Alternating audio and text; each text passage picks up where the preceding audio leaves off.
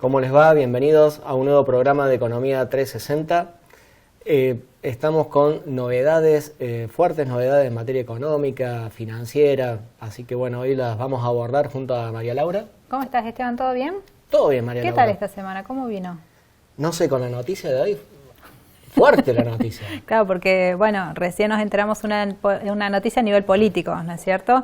Que Cristina Kirchner no va a poder ser candidata a las elecciones para diputado, así que estábamos debatiendo sobre eso, pero bueno, vamos a hablar sobre otras cosas. Vamos a hablar sobre otras cosas. Ha habido modificaciones, el programa pasado hablamos sobre el régimen simplificado de ganancias. Salió una nota en e-comercial donde hace una comparativa en el momento del cual uno es monotributista y dice, quiero dejar de ser monotributista y pasarme al régimen general con esta cuestión de ganancias por el régimen simplificado. Es todo un tema, o sea, es el tema para los monotributistas que están sobre todo en las categorías más altas, que están ahí, como que no quieren pasarse, es como que están con un miedito, ¿no? Es fuerte. Ahora, ¿cómo se ve?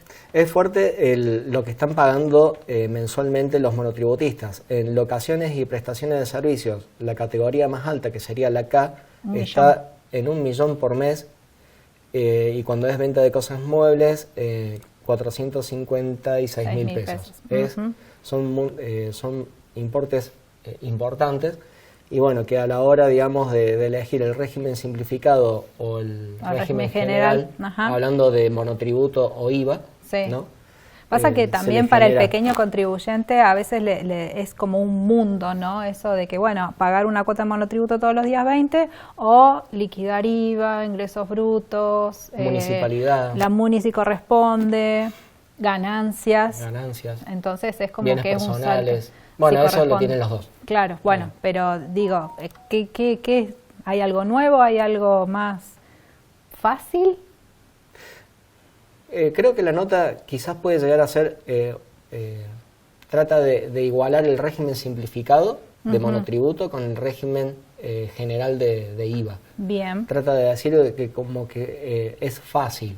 Sí. Tienen que ir acompañados por un profesional para que a la hora de tributar lo hagan bien y no tengan problemas con el fisco. O sea que no zafamos de una planificación impositiva en este caso. No zafamos de una planificación impositiva y del acompañamiento de un profesional que es muy importante. Bueno, pero siendo régimen general. Bueno, pero o sea, está bueno porque es la primera vez en cuántos años que se puede plantear algo así, ¿no es cierto? O sea, que no sea tan traumático el salto, digamos, del monotributo al régimen general. Y hay que ver cómo se van arbitrando los medios en relación a todo este paquete de medidas que han sacado, en relación a los regímenes de información de bancos, sí, con AFIP, con ARCA. Entonces, es una cuestión que va a traer cola. El año que viene vamos a ver la realidad, cuando cambie de gobierno vamos a ver si el blindaje sobre este periodo existe y claro. es tal. Sí. Sí, es como que es todo muy nuevo y se van tanteando las cosas, pero bueno, lo tomamos como algo bueno, ¿no? Puede ser que una novedad para el contribuyente monotributista. Correcto. Muy bien. Bueno, pasamos un poco a las noticias financieras, porque bueno, esto de que el gobierno quiere inyectar más dólares a la economía.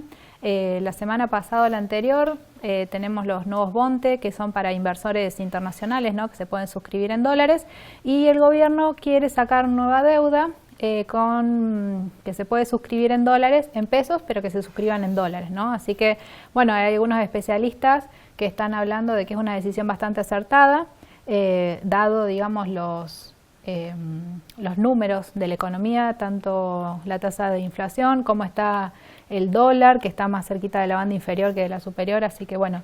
Y un dato no menor es la inflación de Cava, 1,6 en mayo, la más baja desde el 2017. Así que bueno, esperamos los datos del INDEC con respecto a la tasa de inflación de mayo, pero bueno, esto es un dato, digamos, que ayuda, ¿no es cierto?, a esta coyuntura y bueno, ese objetivo que se puso el gobierno de mantener las reservas del central lo más sanitas que se puedan sin hacer movimientos bruscos y bueno, por eso ha tenido, digamos, estas suscripciones, ¿no es cierto?, de deuda, como bien les contaba, que se pueden suscribir en dólares, aunque son en pesos, ¿sí? Así que, bueno, ¿qué más? También, bueno, la actividad en abril tuvo un rebote, mejoró, digamos, la tasa de las industrias, y también hay nuevas suscripciones del EFIS por LECAPS a los inversores que van al mercado primario y quieren suscribir este tipo de títulos. Está bueno. Así que bueno, son todas medidas tal vez un poco novedosas, ¿no es cierto? Tal vez no estamos acostumbrados a tanta movida, pero creo que bueno, que el gobierno está cumpliendo con los objetivos que se está proponiendo este año. Y bueno, a mí el dato que más me llama la atención es el de la inflación. Bien, hoy estuviste dando clases. Sí. O sea que después... Me notas más acelerada. Te noto más acelerada. ¿Y cómo va a impactar esta noticia? O sea, todo lo que comentaste hoy en la clase, ¿la clase dónde la estás dando? En la Cámara de Comercio de Córdoba.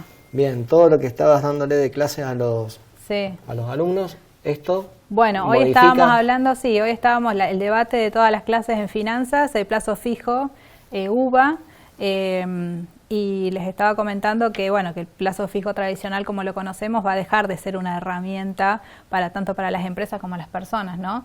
Que está bueno que se ajuste por inflación, pero cada vez las tasas van a ser más bajas. Entonces lo que es el objetivo de cobertura por inflación ya está dejando de ser un objetivo, y también el objetivo por tipo de cambio, ¿no?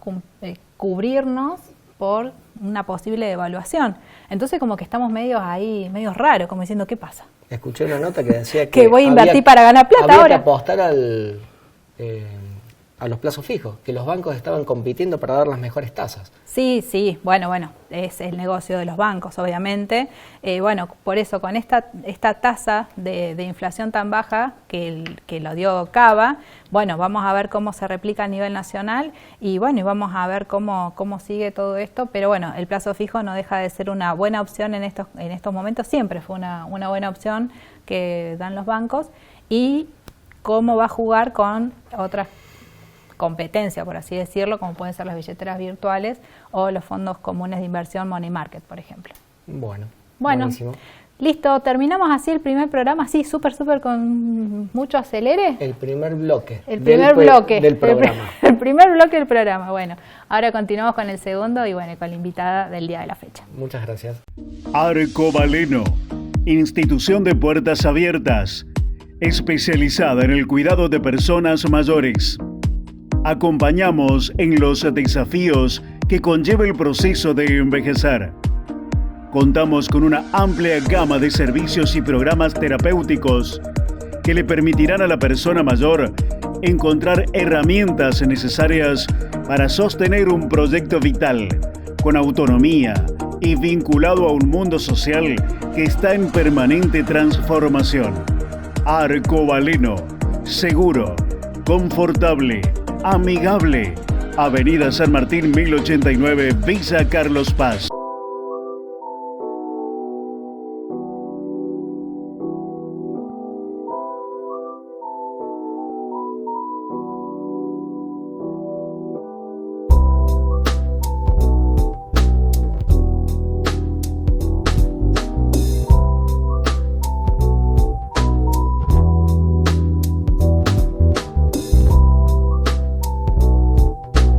Volvemos a Economía 360 con la entrevista del día con una especialista en el área de discapacidad. Hoy nos acompaña la doctora Valeria Melacrino, que nos va a contar todo lo que es la actualidad de este sector tan importante de la economía y de la sociedad.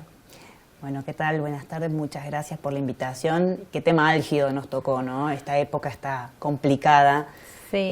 Con todo lo que está pasando en discapacidad desde principio de año, esta parte, ya del año pasado venía Claro, complicado. Queremos que nos cuente sobre eso y sobre la ley de emergencia de discapacidad. Claro, el proyecto que lo están tratando. Sí, en realidad el proyecto fue aprobado por diputados y ahora se gira a senadores.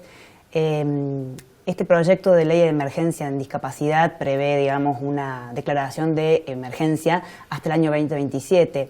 En realidad busca subsanar una problemática que viene aquejando no desde ahora, sino de larga data. O sea, lo que está sucediendo hoy en día es, podríamos decir, el resultado de muchos años en donde se viene dando una situación complicada en el área de discapacidad. Un poco para poder explicar la ley y el proyecto y el por qué estamos hoy en donde estamos, habría que hacer un mini recuento de forma sencilla, digamos, de cómo funciona el mecanismo de cobertura en lo que es discapacidad. Sí. Sin entrar en detalles muy técnicos, nosotros tenemos el mecanismo de integración, que es un mecanismo que se construye con fondos aportados por los empleadores, los empleados y el Estado, que sirve para brindar la cobertura integral de lo que son las prestaciones por discapacidad. Bien. Que llevan adelante hasta lo que era la resolución 1 del 2025, que es una resolución que salió en el mes de enero de este año.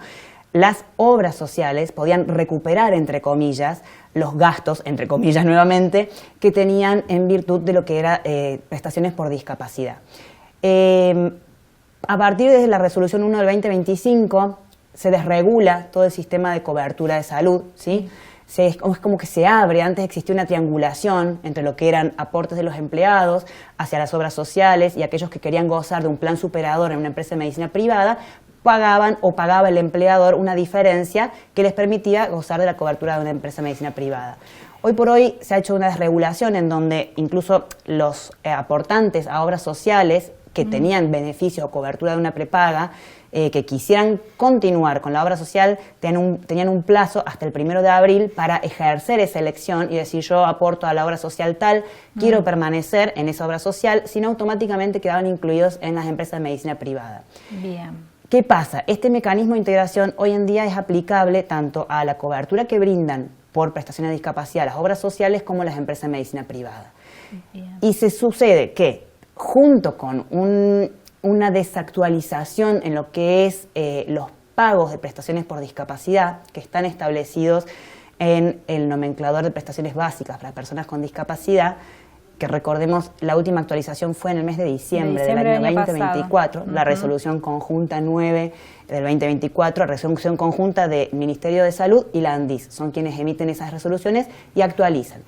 Esa resolución tuvo una actualización o un incremento, si se quiere decir, de menos de un 3%, o sea, un 8 para octubre, creo que un 10 para noviembre y un 1 para diciembre. Claro, o sea, realmente fue irrisorio. Bueno, hoy por hoy los prestadores de discapacidad están cobrando con ese nomenclador que se aprobó en el mes de diciembre. Bien. No han tenido un solo aumento y a eso se suma esta problemática. Doctora, ¿qué demora tenés entre que presentás la factura, que el prestador presenta la factura y cobra?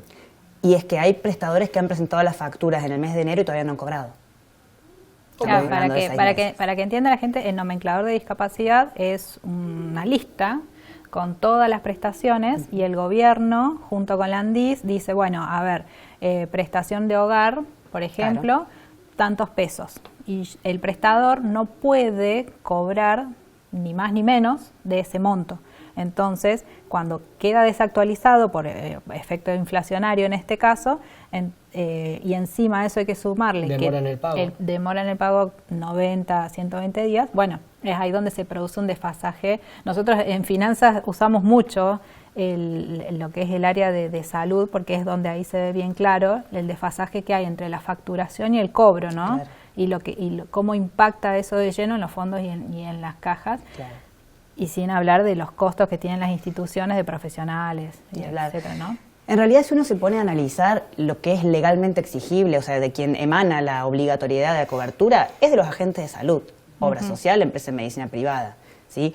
O sea, que ellos, a través del mecanismo de integración establecido a nivel nacional, puedan tener ese recupero, entre comillas, que es todo como una triangulación, ¿no? Se hacen los aportes, se administran, después a través de lo que es el ARCA, ahora se autoriza el pago, lo que era la FIP, ahora es el ARCA, pero en realidad el obligado en primer lugar es la obra social o la empresa de medicina privada en este momento. O sea, estos desfasajes en los pagos, si bien, a ver, uno entiende que una resolución que se publicó y se puso en vigencia en enero, y que impuso a los entes privados en medicina de salud a tener que instrumentar esto de tener que cargar la facturación en un sistema que no conocían, que seguramente le debe haber llevado recursos humanos que por ahí no tenían, ¿no? Porque no es lo mismo tener que poner a personas a cargar facturación cuando no lo hacían en otro momento. Entonces, fue toda una cuestión novedosa que se implementó y que también puede haber generado administrativamente desfasajes. Ahora, también desde el punto de vista de los prestadores, o sea, ¿quién puede vivir 6 meses sin cobrar? Claro.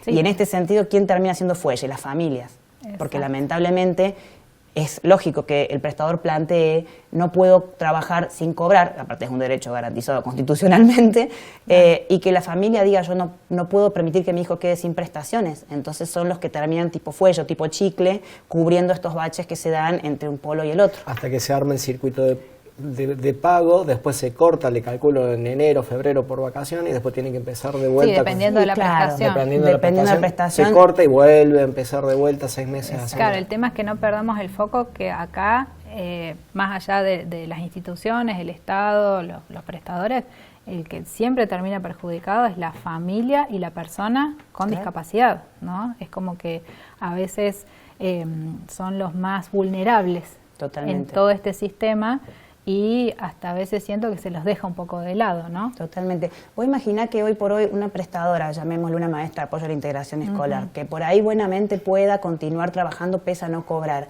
está en una situación distinta de un transportista, que por más que quiera tener buena voluntad, va a tener que contar con dinero de su bolsillo para poder cargarle nafta a ese vehículo para transportar a la persona con discapacidad. Si no recupera, si no recibe el pago, es insostenible. Claro.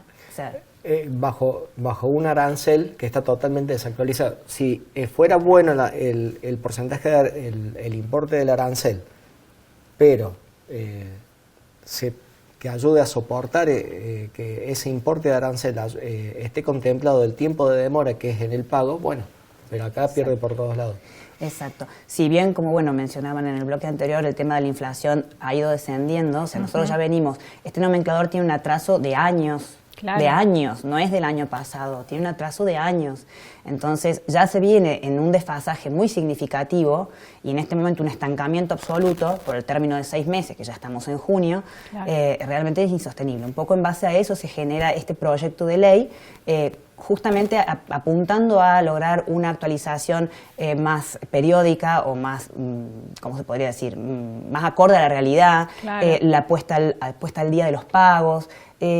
Bueno, habrá que ver un poco qué pasa, pero hoy por hoy la verdad que la situación en la mayoría de los casos es insostenible. Los centros de educativo terapéutico y todo ese tipo de instituciones que tienen muchos empleados, que no son prestadores independientes, claro, que tienen que seguir pagando sus impuestos, que tienen que seguir pagando sueldos, realmente está complicado. Y no nos tenemos que olvidar que en realidad, independientemente de que este mecanismo de integración esté en esta situación de reorganización, el obligado principal es siempre la obra social y la empresa de medicina privada. No pueden ellos escudarse en que por demoras en el pago, por demora en la implementación, no se brinde la cobertura, ¿sí? O sea que el principal responsable en este caso, más allá de las implicancias del gobierno, es la obra social. Exactamente. Y la empresa de medicina privada. Bien. Dejamos a la APROS afuera porque es un sistema de administración provincial que es distinto. Si bien tiene su propio nomenclador, es distinto. ¿Que aumentó? Sí, aumentó. Todavía, el APROS particularmente no está adherido a lo que es la 24901, que establece el sistema de prestaciones básicas para personas con discapacidad, y que de la mano de la 22431 están, organizados con este sistema de facturación del nomenclador. Tiene su propio nomenclador, pero el APROS sí ha actualizado su nomenclador, pese que siempre está más desfasado y más por debajo del nacional. Claro, puede ser que querían acomodarlo, digamos. Había un proyecto de ley, efectivamente, que decía de que justamente estaban en condiciones de poder equiparar el nomenclador del APROS al nomenclador nacional. Sí. Y es una cuestión ya, de competencias reservadas a las provincias que no se haya adherido en ese momento, lo que no quiere decir que no sea aplicable, porque una ley nacional, hay una pirámide jurídica que nos marca un determinado ordenamiento de prelación que hace que sea aplicable, ¿no? Por más que ellos digan que no. Bien, entonces en eso no prosperó. Todavía no. O sea, hubo un aumento en el nomenclador de APROS, quedó ahí, no lo van a igualar por ahora a lo que es el nomenclador nacional. ¿Y cómo ves la ley, el proyecto de ley de emergencia de discapacidad? Yo en ese sentido, hay mucha atomización normativa. ¿A qué me refiero con esto? Que hay mucha disgregación de leyes, ¿sí? Cuando por ahí las leyes que tenemos son buenas. El problema es que no se cumplen. Claro. O sea, porque no haría falta el proyecto de la emergencia. Si bien estamos en situación de emergencia y realmente es una situación real, si se actualizara el nomenclador como corresponde, de acuerdo a un índice que nos permitiera una correlación real, ¿no? Entre lo que es el aumento del costo de vida, el aumento de los sueldos, que se tuviese en cuenta tipo, no sé, por decir salario mínimo vital y móvil, canasta básica. Si tuviésemos atado el nomenclador a algún tipo de índice de actualización, no haría falta que se expidiera una nueva ley que dijera que tenemos que actualizar el nomenclador. Es muy importante eso, es cierto, porque, o sea, cuando se otorga el aumento a las prestaciones con discapacidad se hace de manera arbitraria. Exacto, sin relación a nada. Digamos. Bien, y el proyecto de esta ley lo que incorpora es eso. Tratarían de tener un criterio de reajuste, en relación a algún otro índice actualizable. ¿No? Como por ejemplo las jubilaciones. Claro. Bien, eso está bueno. ¿Y lo ves que es potable, o sea, que va a tener su salida? A ver, con la declaración o digamos con la determinación de emergencia en discapacidad o sin, lo que uno aspira es que esto de una forma u otra vaya a brindar una solución. Hay una situación también real, está muy desfinanciado, viene muy desfinanciado de muchos años el tema del sistema, la protección justamente específica, lo que es el incluir salud, el sistema de recupero o de reintegro, porque gran parte, digamos, de los fondos, por eso está todo el sistema ahora en evaluación de las pensiones no contributivas, las pensiones por discapacidad. Sí, eso te iba a preguntar, sí.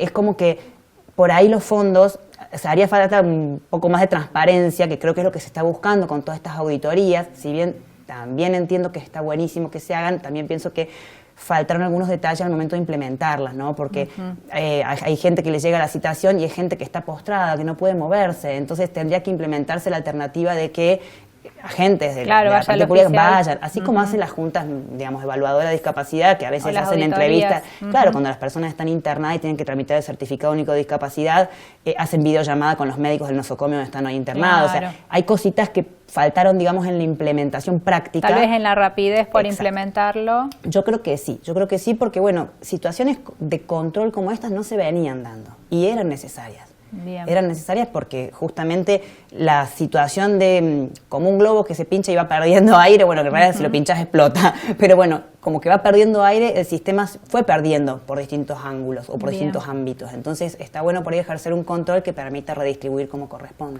Entonces este proyecto de ley va a dejar, digamos, a las obras sociales como, digamos, un núcleo súper importante, dejando tal vez un poquito de lado el Estado.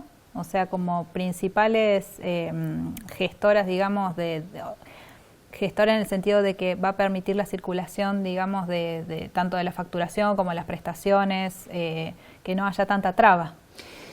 En realidad lo que se hace, digamos, a lo que es el sistema de mecanismo de integración es equiparar las prepagas a las obras sociales, que antes no estaba. Sí. El sistema de facturación, yo entiendo que va a ser la carga que se hacía habitualmente, vos tenés más conocimiento que yo, entiendo que va a ser similar. No sé si va a modificar específicamente esta situación. Pero sí, a lo que me refiero a la responsabilidad. Sí. Porque ahora las obras sociales se escudan, digamos, en el mecanismo como para decir, no, mira, estoy atrasado por el mecanismo, por ejemplo. Es que siempre lo hicieron. Pero si es el pago del Estado, el Estado es el que Sí, te pero paga. es el pago y la prestación también, porque a veces frenan hasta las autorizaciones de ciertas prestaciones. Claro. A eso Bueno, es lo que voy. El tema del freno de las autorizaciones viene de la mano como escudo, ¿no? Por parte de los agentes de salud de la resolución 1 del 2025. Claro, Justamente porque hubo personas que habían presentado en diciembre lo que se llaman carpetas de discapacidad, que es cuando toda familia presenta qué es lo que va a recibir ese pariente o ese niño para el año subsiguiente.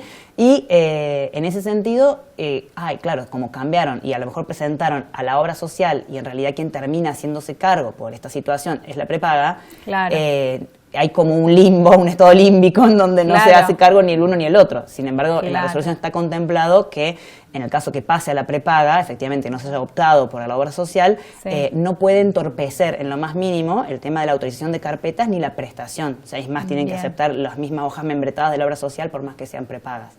Claro, sí, Pero, son detalles que... Sí. Y el tema del mecanismo de integración y de la plata, entre comillas, que viene del Estado siempre fue una excusa. Lo que pasa es que hoy por hoy es peor, porque hay como una dilación, a lo mejor justificada por el tema de la implementación de la resolución, entonces hoy por hoy es peor. Siempre existió, como yo digo, no prestadores que cobraban, como vos decís, con 30, 60, 90 días, 120 y más. Hay gente que terminó cobrando este año prestaciones brindadas. Los prestadores siempre dicen, la primera mitad del año somos pobres y la segunda mitad del año somos ricos. Sí, es un poco así.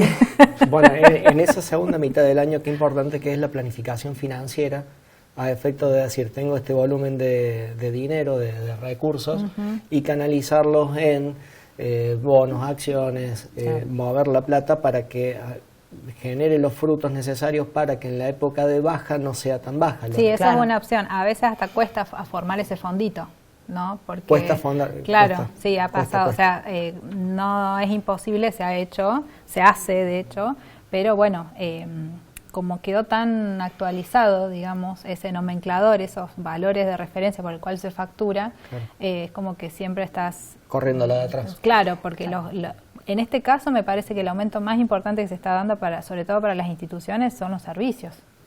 Entonces... no te permite previsión alguna la situación actual. Claro. Si se ajustara, digamos, de acuerdo a algún índice, si mantuviese algún tipo de equiparación a algún índice inflacionario reconocido, seguramente se podría dar esto que vos decís, de que la persona pueda tener, una previsibilidad que le permita, de alguna manera, como decís, en los 6 últimos meses del año, decir, bueno, voy guardando o invirtiendo. Eso es lo que hacemos con las instituciones de salud, o sea, es así como vos lo dijiste, o sea, llega septiembre, octubre, noviembre, venga para acá, porque no sabemos lo que va a pasar al año siguiente, ¿no? Yo siempre, más allá de todas las idas y vueltas administrativas, ¿no? Porque siempre digo lo mismo, uno con buena voluntad ya se pone, lo hace, cada obra social es un mundo, pero vuelvo a lo mismo, el tema del otorgamiento de las autorizaciones y la demora de la entrega de las autorizaciones porque la persona con discapacidad lo necesita no solamente el prestador, sino esa persona, ¿no es cierto? Sí. Demoran las autorizaciones, demoran los pagos, entonces volvemos a lo mismo, ¿no? Como para ir cerrando la idea, acá los que sufren es la persona con discapacidad y la familia, ¿no? El grupo de contención de esa persona, entonces por eso a mí me parece muy, muy importante que salga este proyecto de ley y que se haga un poquito más ágil el sistema, y no transparente, menos burocrático, pero más ágil, porque bueno, nosotros trabajamos ¿para qué?